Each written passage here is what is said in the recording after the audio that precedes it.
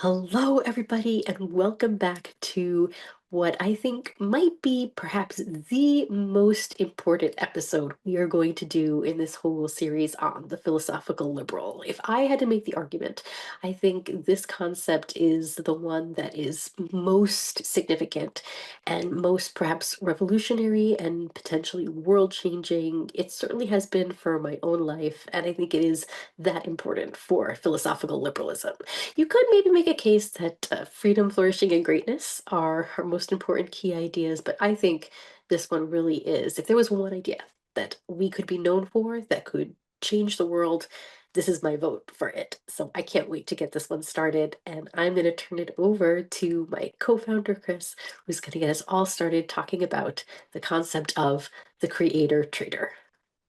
Thanks, Joia. Yes, that is the question that animates today's discussion. What is the creator trader? We gave a preview of it in last week's episode when we talked about why we started in Foundations of Human Nature at Our Best.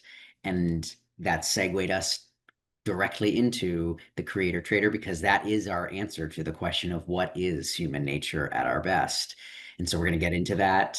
I would echo Joya's point that this has been a transformative idea in my life.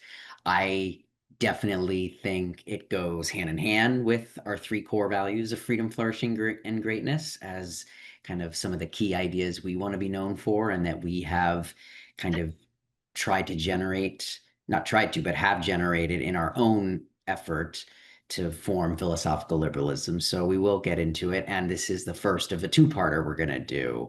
Tonight, we're going to talk about the creator trader, just what is the ideal. And then in our next discussion, 2 weeks from now, we will get into some of the nuances and applications of the theory to different parts of our life um, and why we think it is kind of representative of human nature at our best. So let's start by just reading from our statement, which is where that's kind of our official statement on this concept. And we say at the beginning of Article 1, we hold that humanity's highest and best nature is expressed in the archetype of the creator-trader.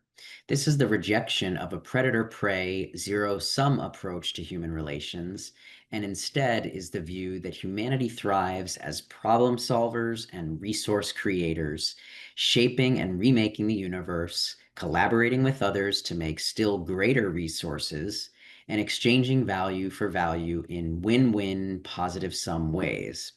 The creator-trader approach involves integrating seeming polarities of identity, a both-and perspective, in order to realize our fullest complex potential. So that's what we had to say on the creator-trader.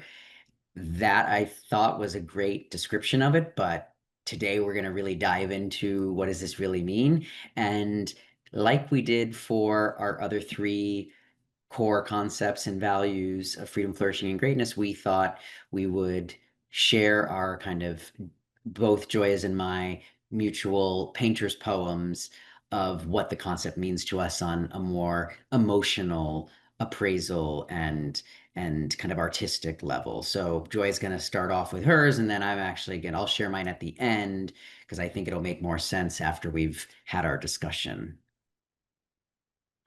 Wonderful. Well, I'm excited to get this one started. When I think of this whole concept of creator trader versus predator prey, I have this image in my mind. I think of it as the way of the city of possibility versus the way of the jungle. And so let's just start with the way of the jungle. It's imagery that I think we're all familiar with. It's what Tennyson beautifully, savagely described as nature, red in tooth and claw. It is those images we've perhaps all seen on documentary photos, if not just observing what perhaps even happens in our own backyards. The way that human life and life in general survives by feeding off of other life. This is the predator prey way. It is a way where there are winners and losers, where it is zero sum, where not everybody can win. It's the vision where you have to fight over what exists already out in nature to claim what it is that you perhaps are looking for your survival, let alone anything you might need to thrive. And it's contrasting that way of life in the jungle with what I envision as what I always call the city of possibility.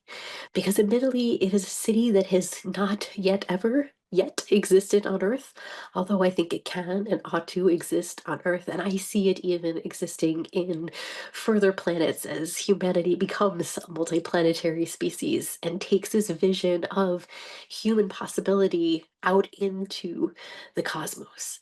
And I call it the city of possibility because it definitely is a vibrant city and it is filled with individuals who are pursuing what I often like to call their unique essence or their zone of genius, their special ability, growing in ways that push them ever more deeper into their individual strengths, talents, personalities, core values, and that is the way that they specialize in a productive sense by being totally in flow with that. We've also talked about perhaps the concept of ikigai, by being totally in alignment with that which lights them up, fires them up, and can contribute to other people. And so it's individuals pursuing that and then trading with other individuals who are specializing in their own unique essence, zone of genius, ability, whatever you want to call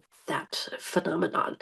And I have this vision of it's like each individual is like a skyscraper. And as we trade, the skyscrapers are just growing higher and higher and higher as we're each reaching toward realizing more of our individual potential and doing that precisely by the way that we're able to grow off of what we get from the collaborations we're able to have with others. So that is the growing city of possibility that I see that one I'm expecting Chris Bush to invent for me someday. I'm totally putting it onto you to Mm. invent the city of possibility for me, but it is one that's grounded in this vision of the creator trader. So that's my little painter poem to start us off.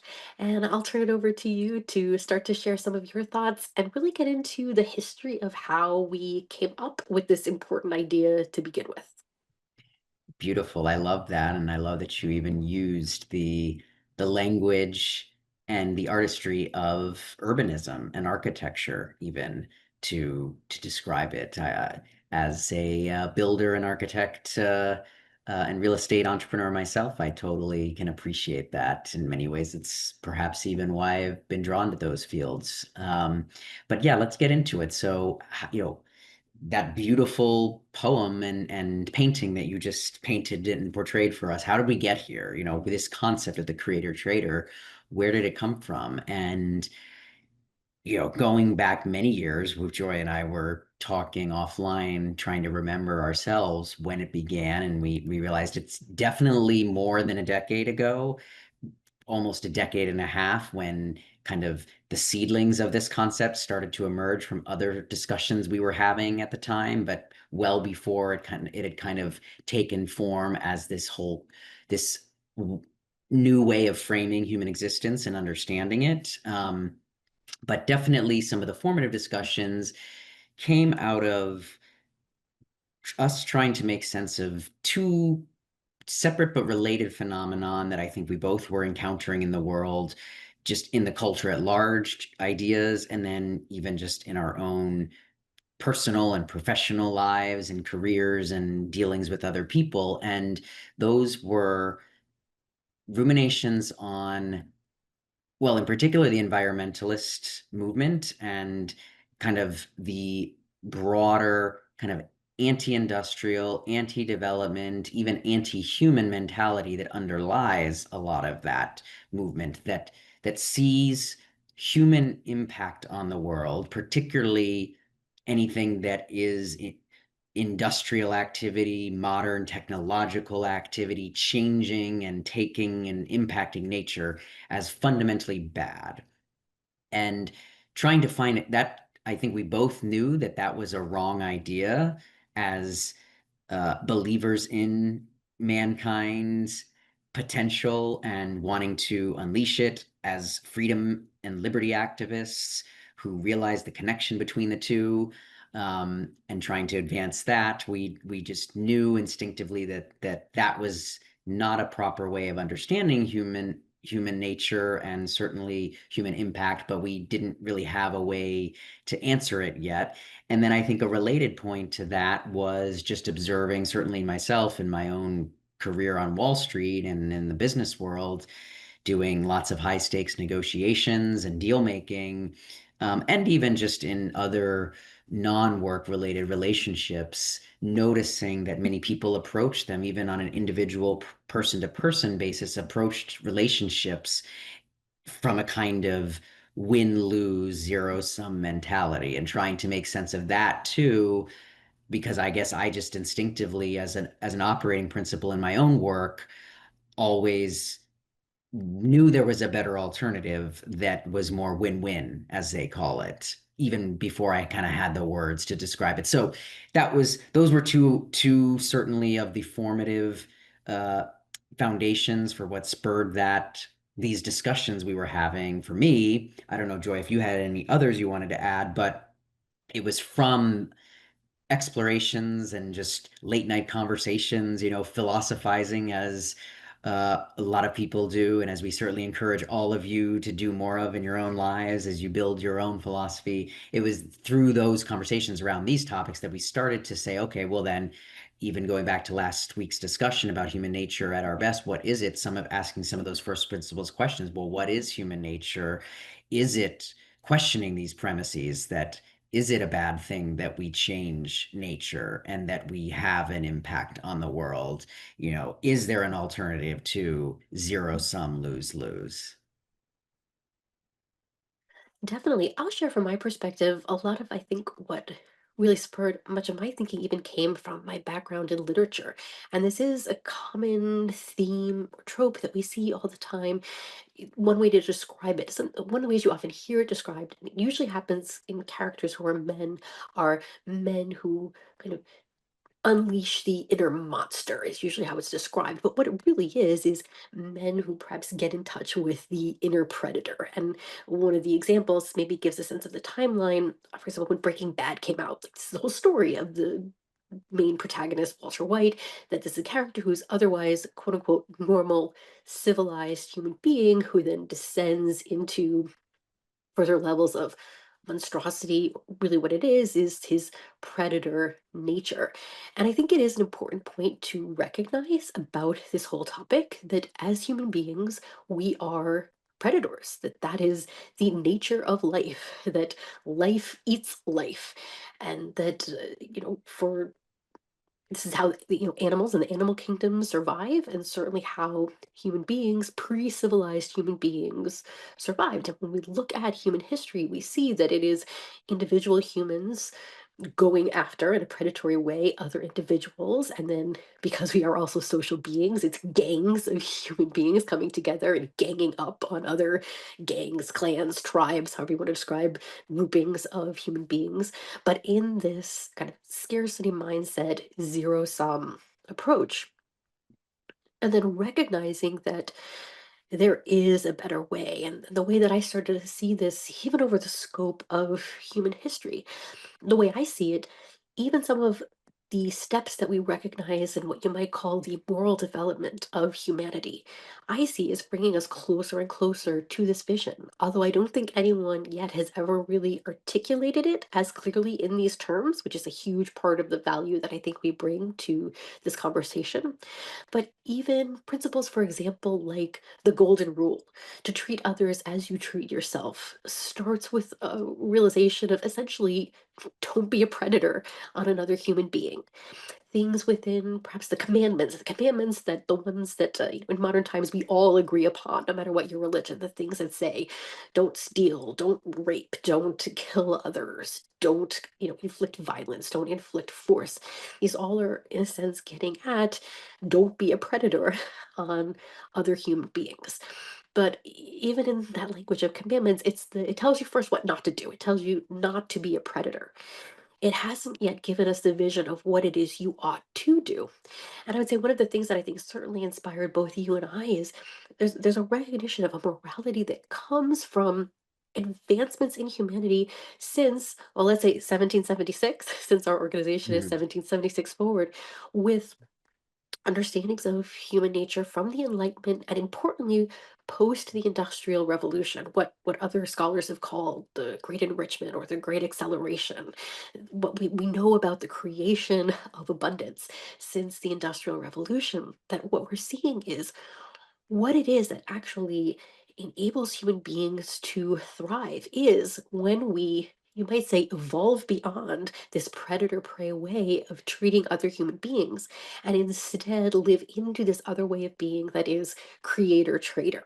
Of instead of just trying to take the resources from others who have them, trying to take from a limited pie, you might say, to use that analogy, to instead create more pies, to build more pies and to then essentially trade them with others in ways to mutual advantage. We can kind of specialize in our own zones of genius. And a lot of that was definitely part of my own thinking as we were trying to develop this concept out. Yeah, and I think you that segues into how I how then I kind of my own recollection of our conversations and how we got there and why I think even framing it in terms of that question of the environmentalist anti-impact premise really helped us hone in on this specific aspect, which is, as you said it, you know, we might have, through the morality of religions and philosophies from our past, gotten an example of don't be a predator. We didn't yet have an ideal, and certainly the language for such an ideal of what one should be in lieu of a predator. And it was in our discussions that we came to really see that it is, in fact, that very creative capacity that, as we talked about in the last session, that is a foundational part of, we're even going to argue, and we are arguing, the most important part of human nature, certainly at least at our best, and that realizing, we talked last week about human nature or the various capacities, whether it's reason, volition and choice, our consciousness and conscience, but then the creative capacity that kind of flows from those other faculties, that this is really what distinguishes human beings because it's what allows us to transcend that fixed pie mentality, just taking nature as it is and instead being able to shape it and remake it and even make new things through combinations of what already exists. And the moment you start to go down that path and open your mind and realize that that's really what we as human beings are doing whenever we're creating technology, creating food and agriculture, all of the material goods and services, and even the spiritual and intellectual ones that human life depends on, you start to see that is a kind of limitless uh, process and potential, because once you have the ability to start making new things that didn't previously exist out of what already does, then everything in the world is potential resource, and it is literally infinite what human beings have the capacity to make. And as you rightly pointed out, Joya, then combining that with our unique perspective, our privileged perspective here in the 21st century of the last 300 years of industrial progress and technological development post the capitalist liberal age, that all of that really allowed us to see just the scope and scale of gains that come from human creativity. So, that was just centering the locus of human nature, or at least human nature at its best, around our creative power and capacity was really a key insight here. Um, and then seeing that kind of implies a limitlessness to resources and human potential, that really helped us go beyond answer what is the better ideal to the predator prey, and then b kind of go beyond that old model and move to something better.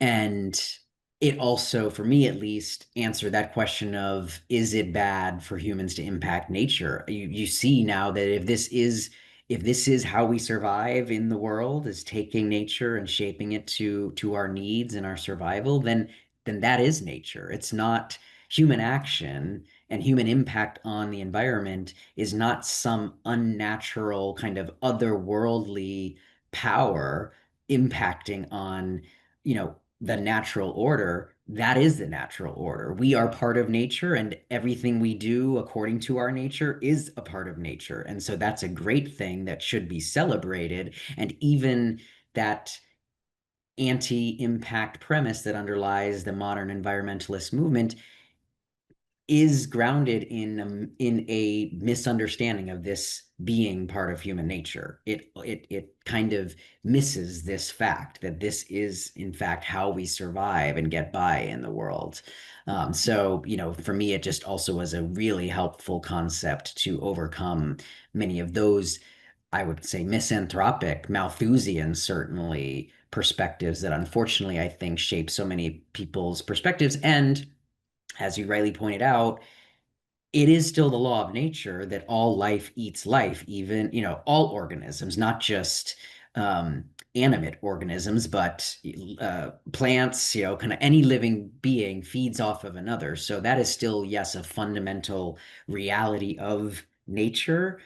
But we're going to talk next about how the creator trader concept, and particularly the second half of that, the trader part where we collaborate, how that really allows human beings uniquely to transcend that reality to an extent. I would absolutely echo what you're saying, that this way of being the creator is the natural way of being a human being. But I think it's also really important to point out that it is something like a higher order or a higher way of living.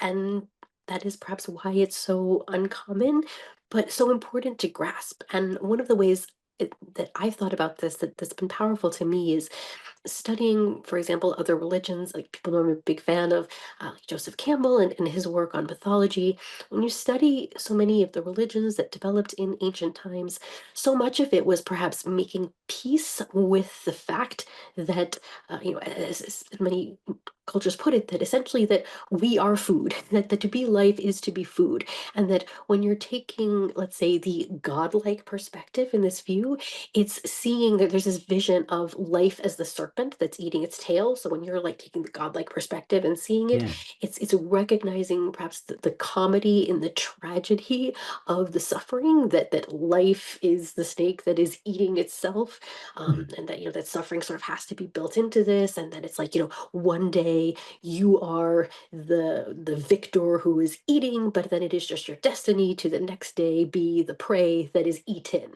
And that, as Mufasa says in the Circle of Life, right, that right, this is it, right, that like the lions eat the grass, or the lions eat the antelopes, and the antelopes eat the grass, and then when the lions die they become, right, the grass again. And it's trying to see like the comedy and the tragedy of the circle of life. But I want to make an argument that perhaps we're not really seeing things from yet the full godlike perspective, because there is a way in which what we might call this truly human way of operating is a new, higher way of living that takes us out of this zero sum to become creators from the resources that we're given. And what this is all about, like we were talking about being problem solvers and resource creators, what we see that humans are able to do is to make more and more out of less and less. And what we're Mhm. seeing is that, like, I would argue that this is like the creator trader way is an ethos that we should bring to all human beings, but that as we do that, we're even able to bring essentially other beings into the creator trader system, precisely because of the abundance we're able to create. And one of the examples that I think is very relevant in my life, I think of my own grandmother, who was a first generation American, came with her, or her immigrant parents came here to start a small farm. So my grandmother grew up where animals were food, essentially, which is so different from, let's say, how like my sister and I are raising our children, where pets are essentially part of the family. And the fact that we're able to treat our pets, other animals now in this way, essentially bring them into the creator trader system, is precisely because of the abundance that we were able to create as because we were already on the creator trader system. And the way that I see it is that the more we lean into this creator trader way of being, the more we're able to create more resources out of less and less, the more that we're able to develop our technology and our progress in this way, we're creating a world and a cosmos where there is less and less, or has to be even less and less, of the predator prey way of being. And even like I see this as visions of, we're already talking about being able to grow meat without actually having to create animals that are going to suffer, right? Like there's ways in which progress is already taking us more and more along this path toward more win-win and less win-lose.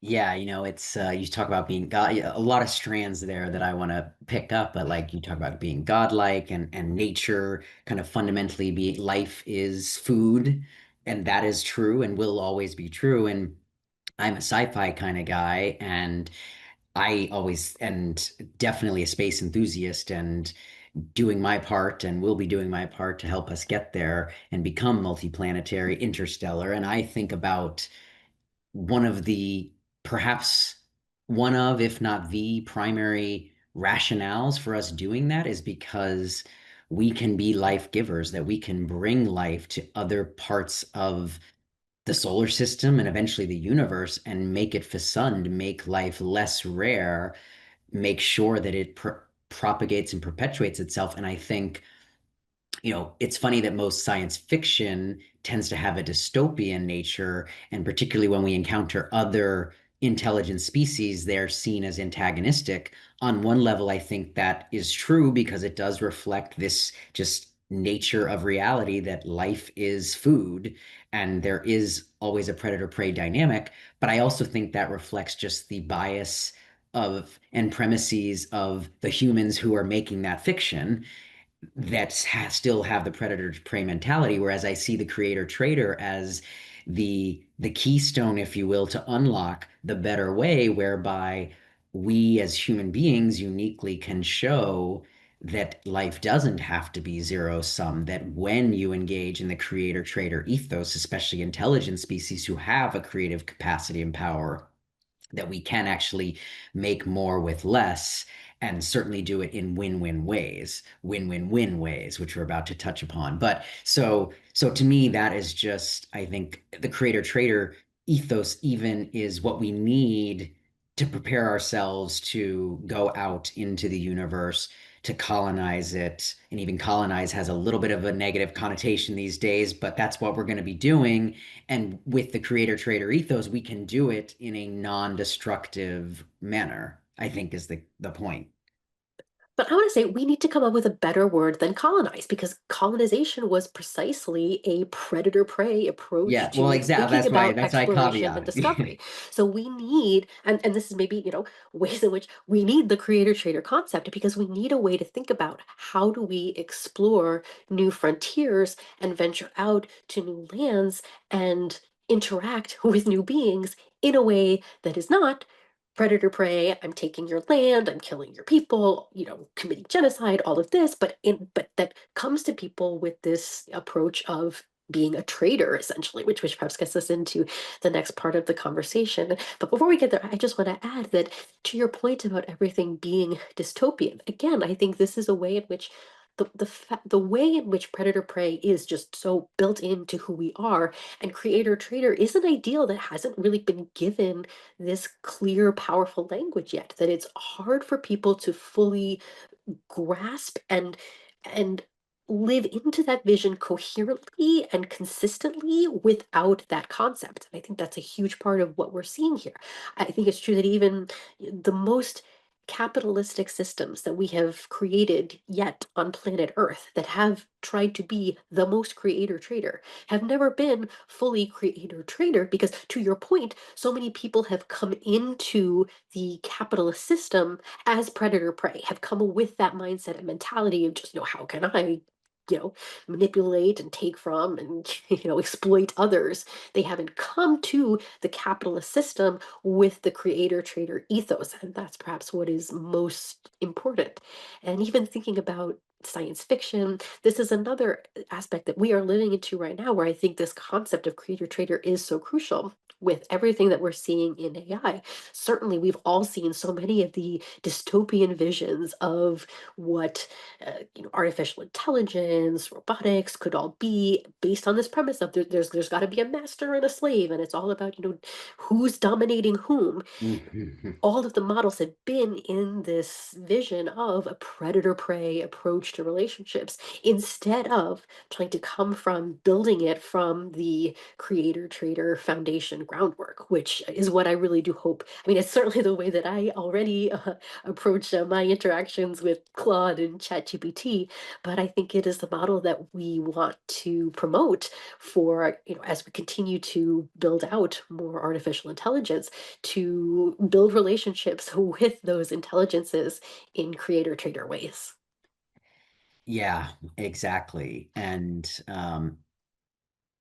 yeah, no, that's well said. And so let's get into then the other side of that, which is the trader half of the equation. So, we talk about win-win being the opposite of win-lose or zero sum, but really we want to say it's win-win-win. And the third leg of that comes from the trading half of the equation, the social aspect, because we go once you start down the chain of seeing our creative capacities and what we're able to do with it, shaping nature, well, you quickly realize that really nothing that we've ever created, very few human beings are an island unto themselves, and they certainly didn't create all of the knowledge and technology that we now benefit from by building it all from scratch with each new life and each new generation. So there is a cumulative effect here whereby it is through trading with other human beings, collaborating and combining our creative efforts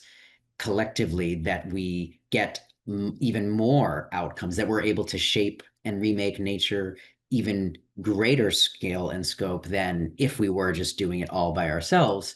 And so that really speaks to, well, one, it gives rationale to why we're social beings, because by combining forces, we can protect ourselves better, we can create better material resources, we can pass on more knowledge and share more knowledge, comparative advantage. All of these things only come from a social context where we're creating the values that we need and then trading them with others for the values that they have that we need or that we want, and through that kind of collective process. So, you see that the trade side of the equation, you create in order to trade with other beings, and it's through that trading process and collaboration that we're able to make even greater resources.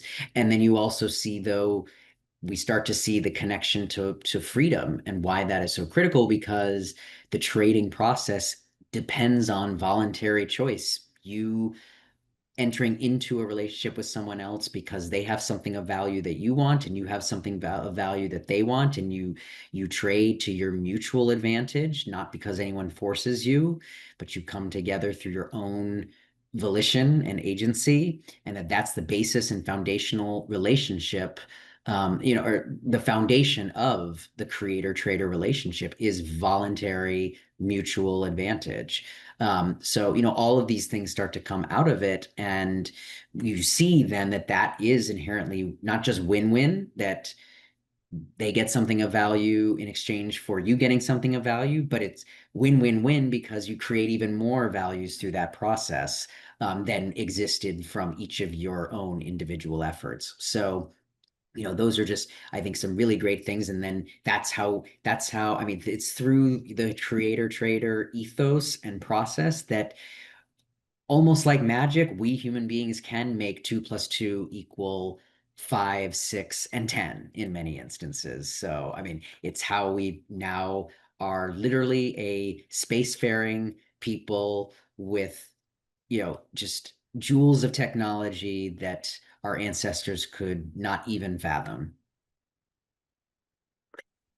if anyone has been following my work, I definitely always talk about the triple win, what I call the triple win in terms of luxury entrepreneurship. But there's a definite parallel and real grounding in this more fundamental concept of creator trader that we're talking about here. So when I talk about the win win win in my work, I'm talking about the win for the entrepreneur, for the client or customer. And I always think there ought to be a philanthropy aspect of what you do. It's a huge part of what I advocate. But you can see how this kind of all comes together and is reliant on the creator trader system and ethos.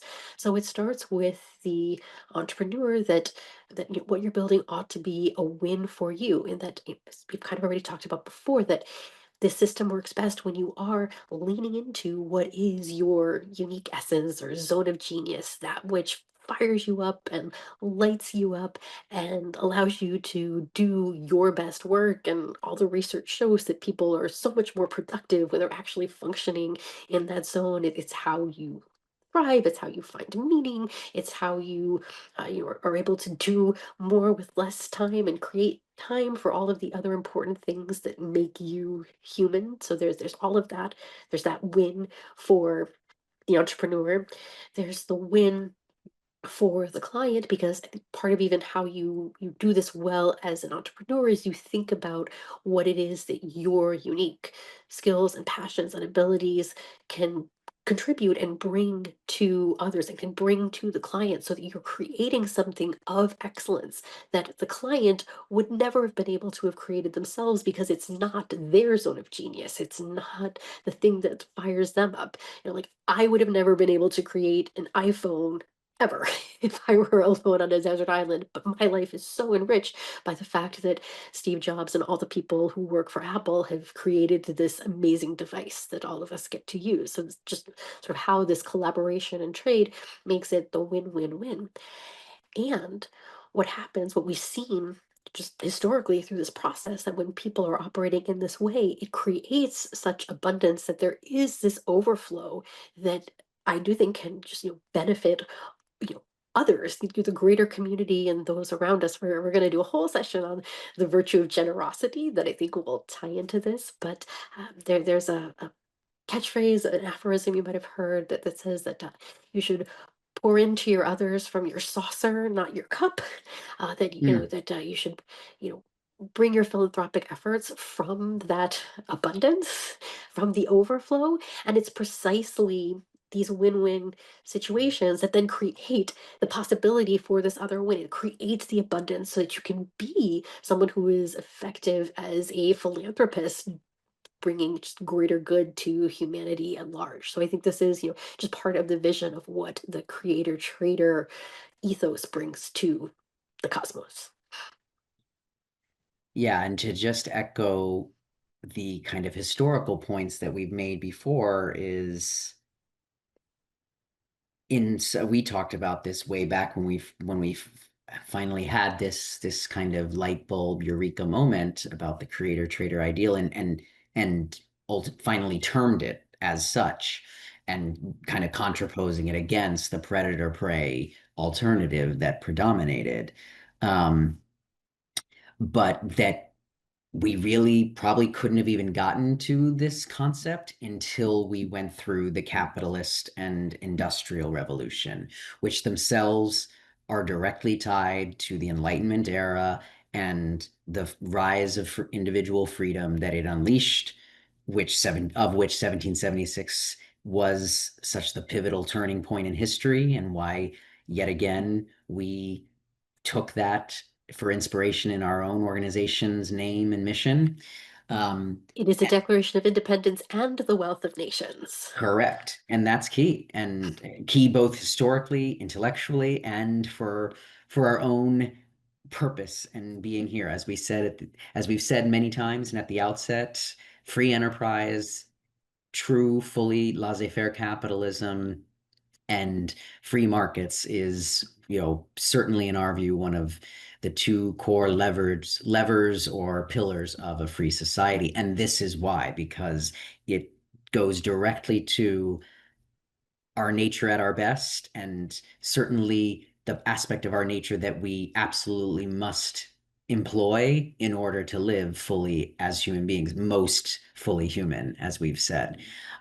So that is key. And then again, like I said, it only even can exist the this kind of win-win trade to mutual advantage. And as you beautifully put it, kind of your unique vision and spirit, being able to actualize that, you can only do in an environment of freedom. So the two go hand in hand. And I would just submit as the best evidence of why this works is the world we live in all around you, and the progress of the last 300 years, that great acceleration that you talk about, that historians spend an inordinate amount of time studying and never seeming to quite put their finger on the real reason why, which, I would argue is freedom. And it's pretty self-evident, but apparently it's not to many human beings.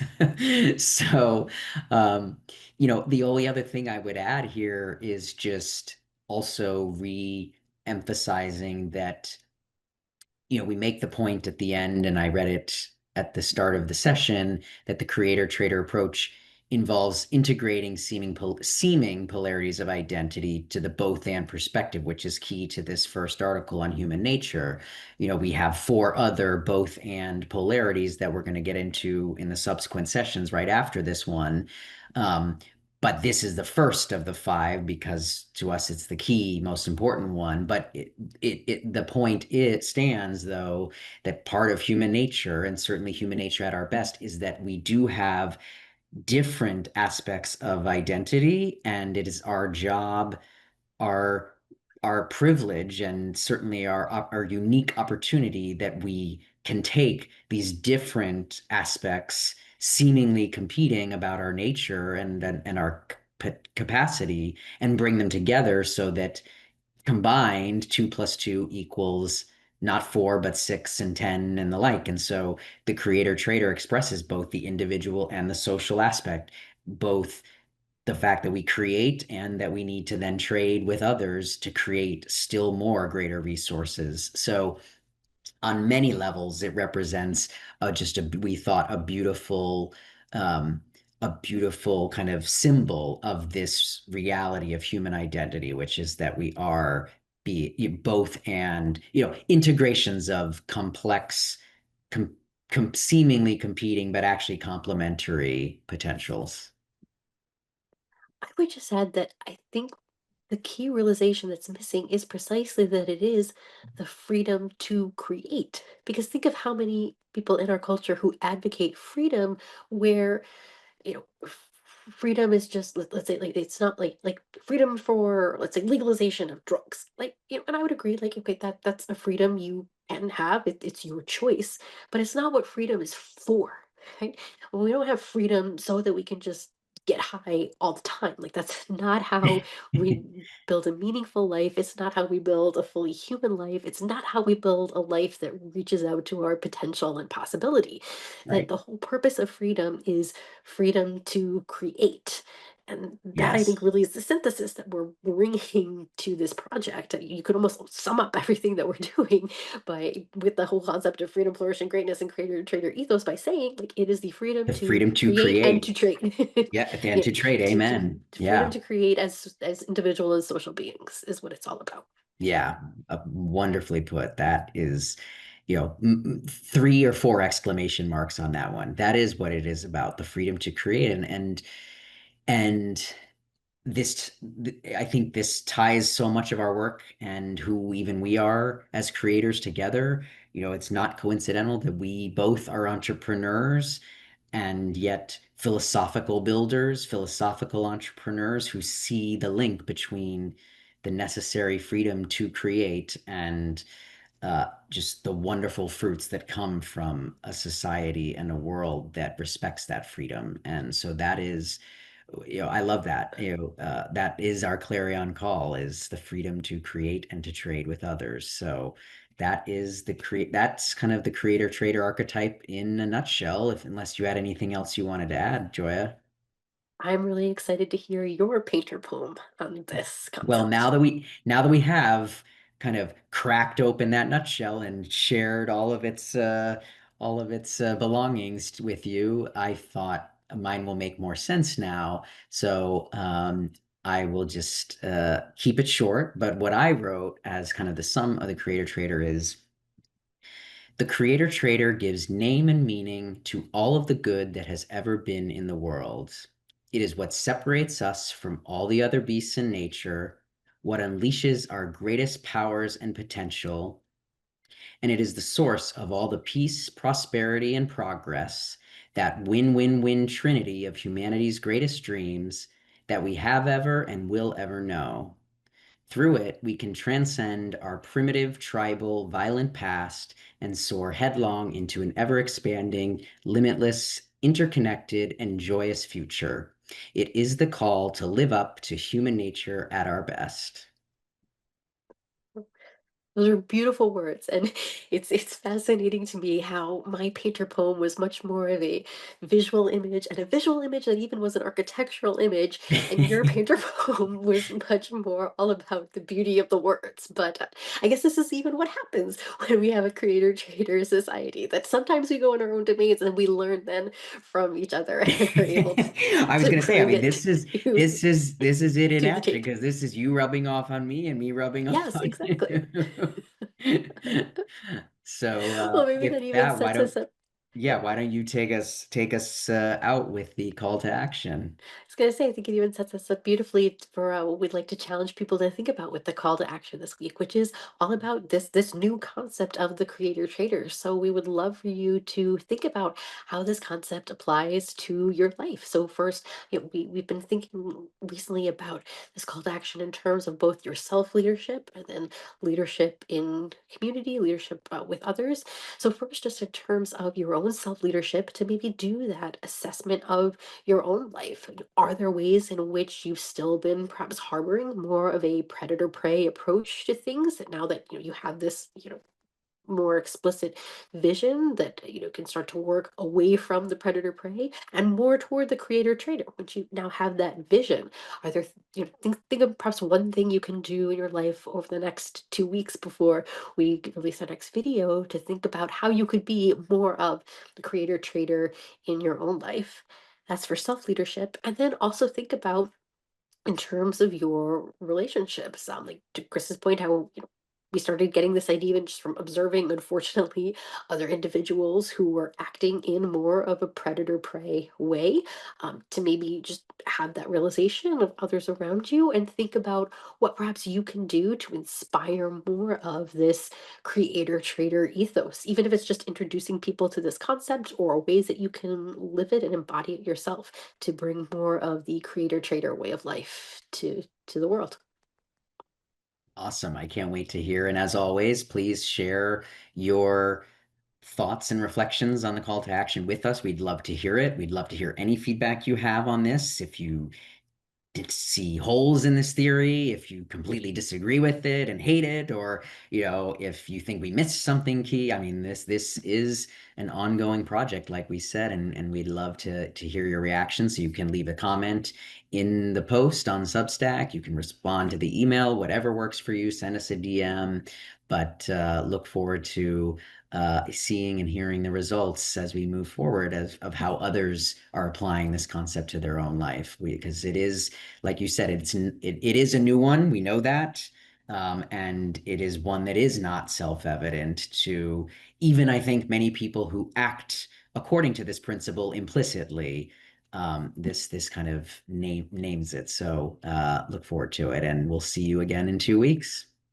I will say, I think there's lots of things that we miss talking about this concept, which is why we definitely need a whole other session to talk more about the nuances and its application to philosophical liberalism and what we mean by human nature at our best. So I can't wait for that one. Yes, that will be next session. There's your preview. See you all in Yep. 2 weeks.